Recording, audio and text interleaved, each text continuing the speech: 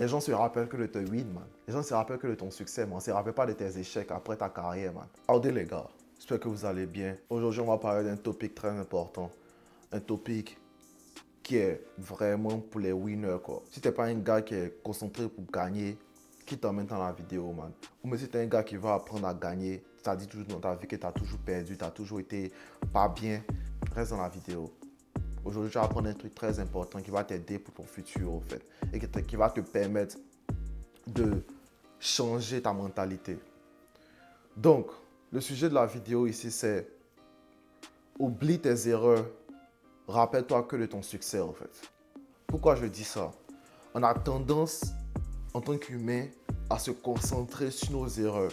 Même à l'école, on est formaté de telle sorte que tes notes, tu as toujours besoin d'être parfait en fait. Quand tu as 20 sur 20, tu as 18 sur 20, tu as 17 sur 20, tu peux avoir compris le sujet, hein, mais peut-être tu as fait quelques erreurs, tu as 10 sur 20. Dans ta tête en même temps, c'est comme si tu es nul. Donc, même l'école nous formate au fait dans ce principe d'être parfait en fait. De toujours se concentrer sur nos erreurs. Quand tu fais une erreur là, oh, on fait révision. On est en classe, on retravaille sur les erreurs en fait. Alors que dans le monde en général, les personnes qu'on voit successful, les personnes qu'on voit sont tellement fortes. C'est des personnes qui ne se concentrent pas sur les erreurs en fait. Ils se concentrent sur les réussites, sur les wins en fait, tu vois, sur les wins. Pourquoi je dis ça? Tous les champions savent qu'ils ont un ratio en fait, un ratio de win, un ratio de losses. Ils savent que dans leur chemin là, ils vont rencontrer des obstacles, ils auront des réjections, ils auront des pertes. Ils savent en fait. Mais ce qui les intéresse, c'est quoi le ratio de réussite et puis c'est quoi le ratio de perte en fait. Est-ce que le ratio de perte est au-dessus du ratio de réussite? C'est là qu'il y a un problème. Mais s'ils se rendent compte que, ouais, du genre 60% du temps, je gagne, 40% du temps, je perds, ils se concentrent plus sur les pertes en fait.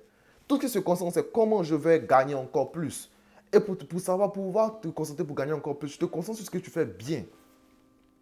Je ne dis pas qu'il ne faut pas prendre quelques temps, quelques minutes, tout ça pour te concentrer, pour voir du genre, pour comprendre, de pouvoir décrypter un peu tes erreurs, de voir qu'est-ce que tu dois apprendre, qu'est-ce que tu dois arrêter de faire. Il ne dit pas qu'il ne faut pas faire ça. Parce que ça, c'est un peu aussi votre problème, les gars. Quand on dit un truc, vous prenez ça en même temps, vous chargez, vous partez avec. Il dit clairement ici, ne te concentre pas sur tes erreurs. Et je vais vous prendre un exemple palpable.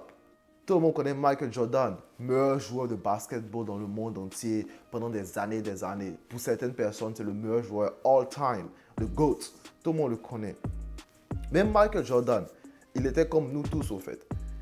Il y a des histoires au fait, lui-même il disait ça by the way, que quand il perdait là, il était triste.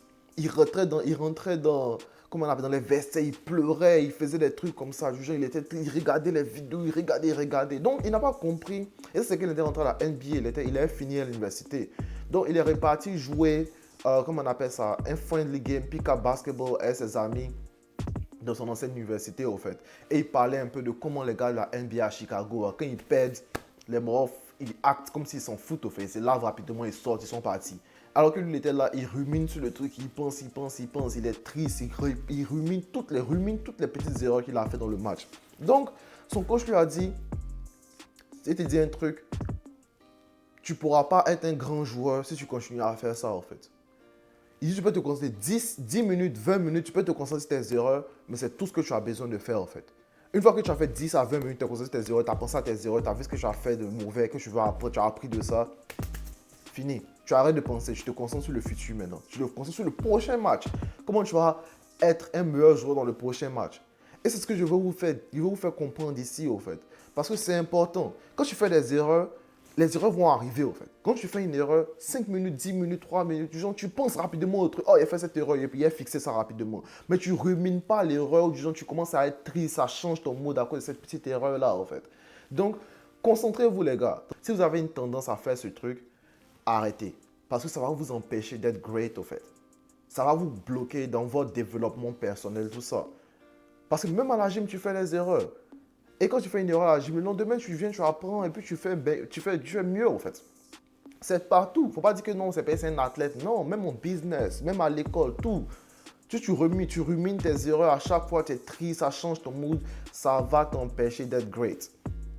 Et c'est ce que je veux vous dire ici, les gars. Concentrez-vous clairement sur votre succès, au fait. Ce que vous faites bien, là, concentrez-vous bien dessus, au fait.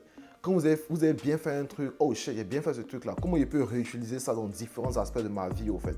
Peut-être mon process, la manière que je fais, la manière, la procédure, tout ça, là. C'était quoi la procédure pour avoir ce win, là? Une fois que tu comprends cette procédure, tu peux répliquer la procédure dans d'autres aspects de ta vie, au fait. Donc, c'est ça mon message aujourd'hui. Oubliez les défaites, oubliez les losses, oubliez les échecs, au fait.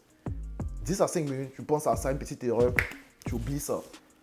Le plus important, c'est de se concentrer sur ton succès, en fait. Concentre-toi sur tes réussites. Concentre sur ton ratio de réussite, en fait. Améliore ce ratio-là. Les erreurs vont toujours arriver, peu importe. Mais une fois que ton ratio est grand, tu as un ratio de 70%, 80% de succès, les gens se rappellent que de ton win, man. Les gens se rappellent que de ton succès, man. On ne se rappelle pas de tes échecs après ta carrière, man. C'est comme ça la vie est. Et c'est comme ça les champions pensent. Allez, peace.